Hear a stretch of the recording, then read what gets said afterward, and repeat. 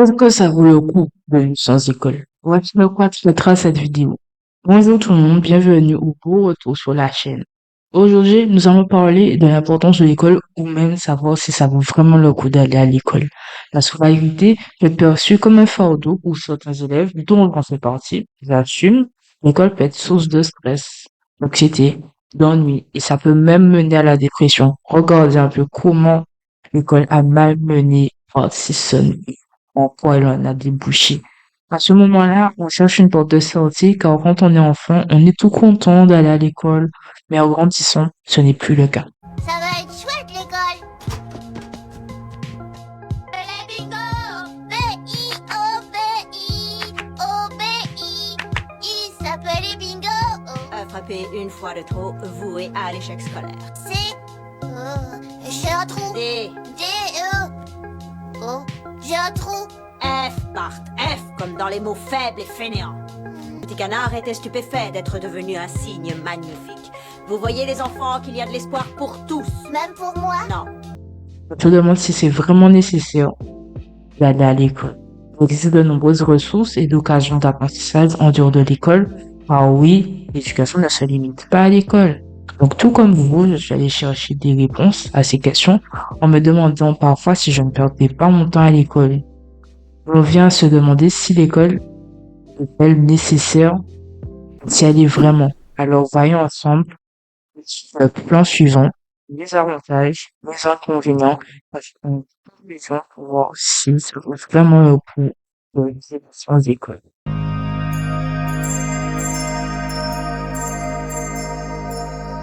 Nous ne sommes plus à l'école. Imaginons-nous dans le contexte suivant.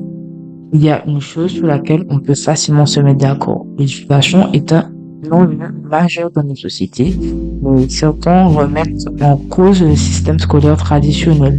Par exemple, les étudiants, je suis allé chercher, mais il n'y a même pas besoin d'aller chercher, ils trouvent que les méthodes d'apprentissage sont un peu trop poussées, c'est-à-dire qu'à l'école, on nous fera écrire une leçon, on fera peut-être des exercices dessus, mais on ne nous dira pas à quoi ça va nous servir et au final, on va nous donner un contrôle pour contrôler si on a bien respecté cette connaissance, alors qu'on a juste fait une leçon, on nous en a juste parlé, on nous a juste fait écrire tout ça dans un cahier, on nous a fait apprendre pour ensuite évaluer de les sources de stress et on nous dit pas à quoi ça va nous servir, plus tard, mais en tout cas, on nous dit que ça sera sur le bulletin et que ça va, qu'on sera attaché à notre avenir. Il y a plusieurs raisons pour lesquelles certaines personnes choisissent de ne vivre sans école, car oui, certaines familles optent pour l'éducation à domicile, pour adapter des besoins spécifiques à leurs enfants.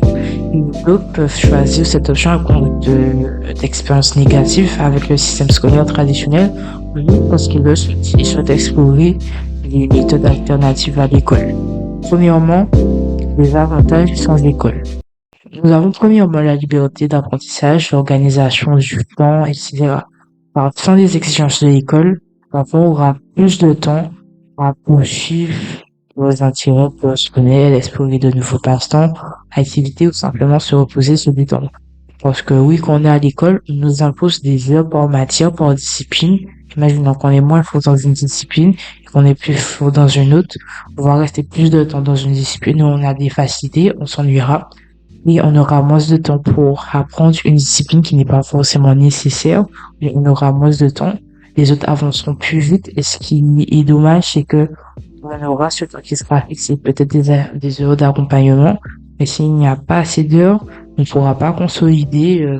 Alors que si on vit sans école, on aura tout le temps de se reposer, de se détendre, et on n'aura pas forcément 7 heures par jour, 8 heures par jour d'école, parce que oui, dans le système français, c'est environ 7 heures d'école par jour, ce qui est vraiment beaucoup.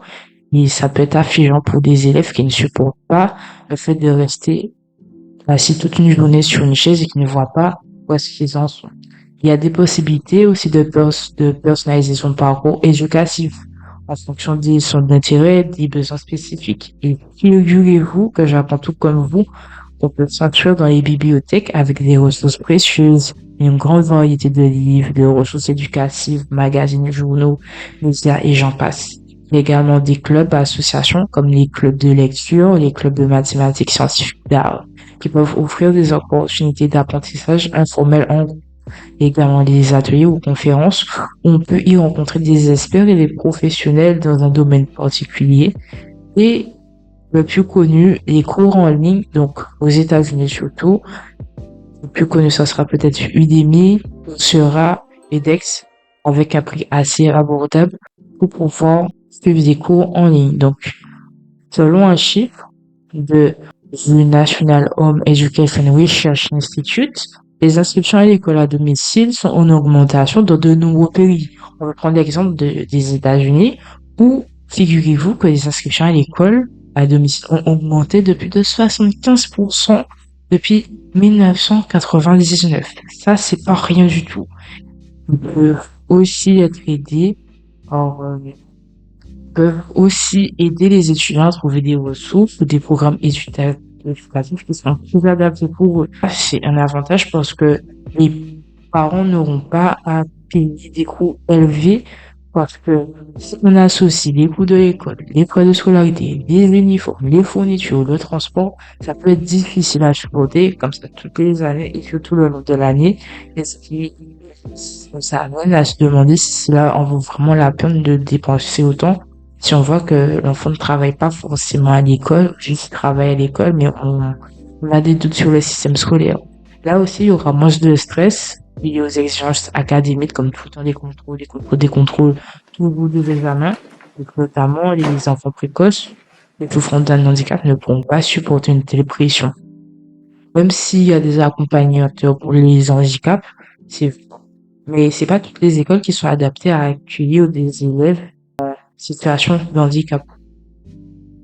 L'école peut être stressante pour certains élèves et ça peut être à cause de la pression académique, des conflits sociaux ou des problèmes personnels. Ne pas être à l'école peut aider à réduire ce stress. Également les risques liés au transport parce que les trajets domicile-école peuvent être longs et dangereux pour certains élèves. S'ils doivent parcourir de longues distances pour travailler, traverser des zones à fort trafic, ne pas être à l'école peut aussi réduire ce risque. Cependant, il est important de souligner que tous ces avantages sont limités et temporaires. À long terme, l'éducation régulière est essentielle pour le développement personnel et aussi professionnel des individus. Et ça, on va voir pourquoi dans les inconvénients. Donc, les inconvénients à vivre sans école, le risque accru d'isolement social et culturel si ils ne fréquentent pas des milieux variés. Par exemple, l'absence de contact régulier avec les pairs, par exemple depuis tout petit, les enfants qui ne vont pas aller à l'école peuvent avoir moins d'occasions de se faire des amis, de développer des relations sociales positives avec leurs pairs. Et ce manque de contact aussi régulier peut entraîner un sentiment d'isolement et de solitude, ce qui peut aussi nuire à la santé mentale et émotionnelle de l'enfant, parce qu'il est fait pour ça. Dès son plus jeune âge, on va le lâcher avec d'autres personnes pour l'apprendre à réagir, à agir en société. Si par exemple ils vont jouer à un jeu de balle, l'enfant va apprendre à ne pas s'énerver, à ne pas frapper des pieds, à cracher sur l'autre enfant parce qu'on lui passe pas la balle ou parce qu'il n'a pas la balle ou qu'il en a envie. C'est ce genre de choses qu'il va développer, qu'on va le mettre à l'école. Il y aura moins d'opportunités pour se sociabiliser, ce que offre l'école justement, comme des clubs, des activités, des événements sportifs, concerts, spectacles, etc.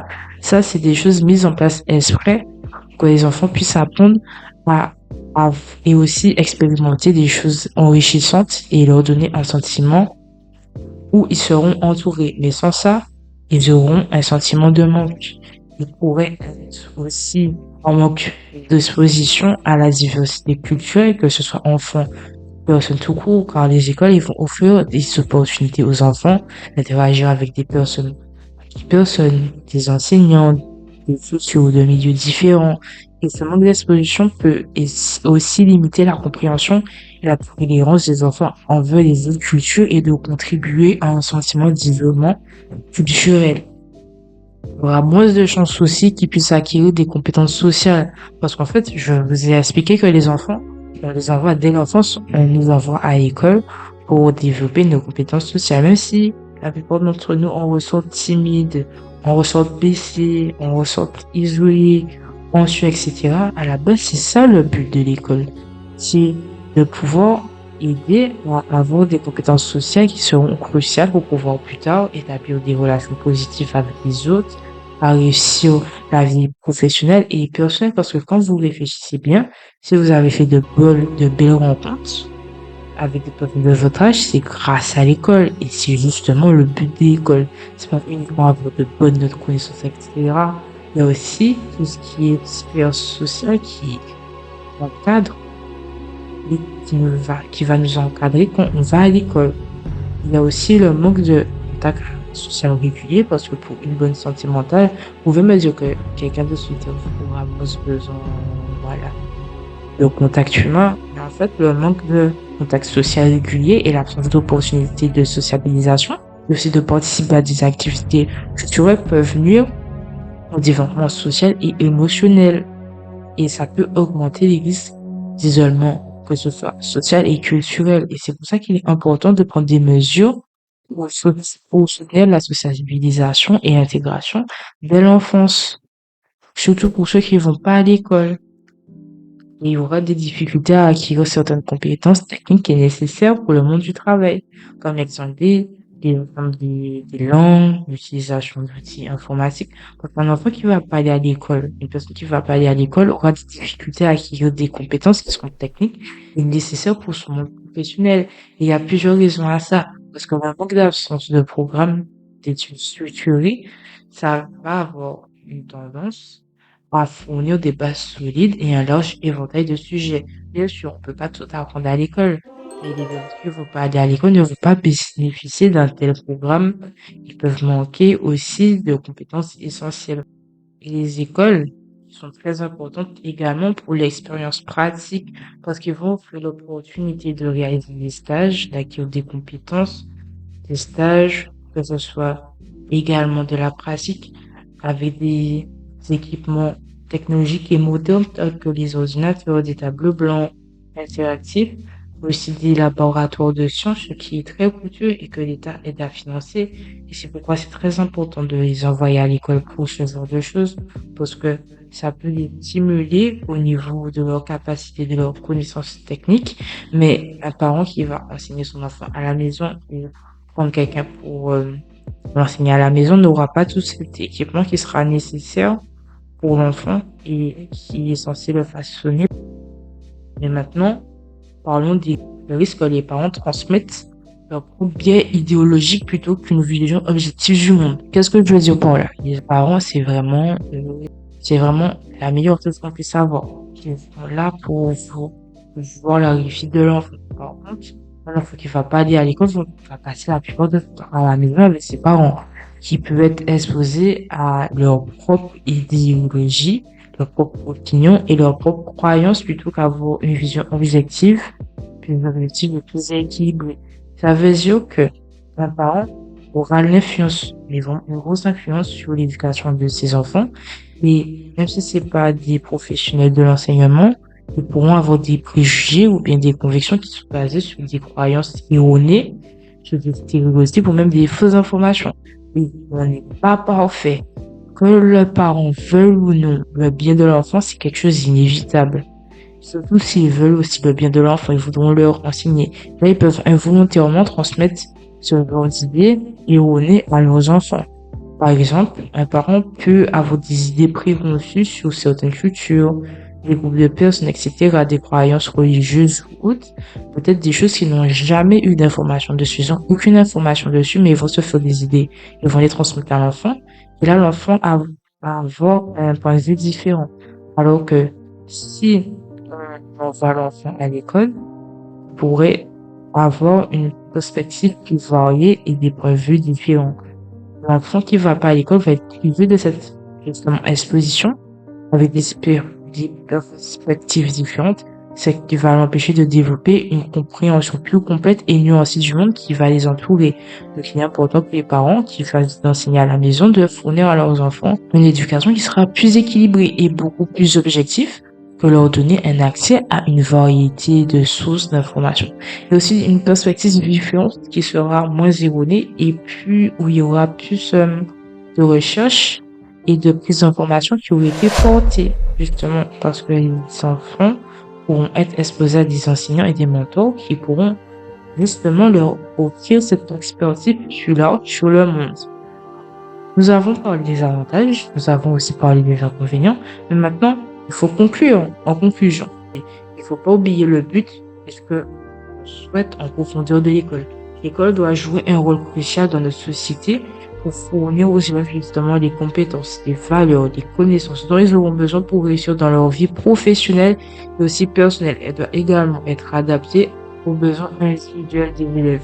Elle doit refléter la diversité culturelle et sociale de notre monde en constante évolution. Who am I kidding? I really am a failure. Now I know how George Washington felt when he surrendered Fort Necessity to the French in 1754. What? Oh, you know 1754, the famous defeat of the French. Oh, My God, Bart, you're right. so... You just demonstrated applied knowledge. And due to the difficulty and relative obscurity of the reference, you deserve an extra point on your exam. Hey, it's only fair. You mean I passed? Just barely. I passed! I got a D minus!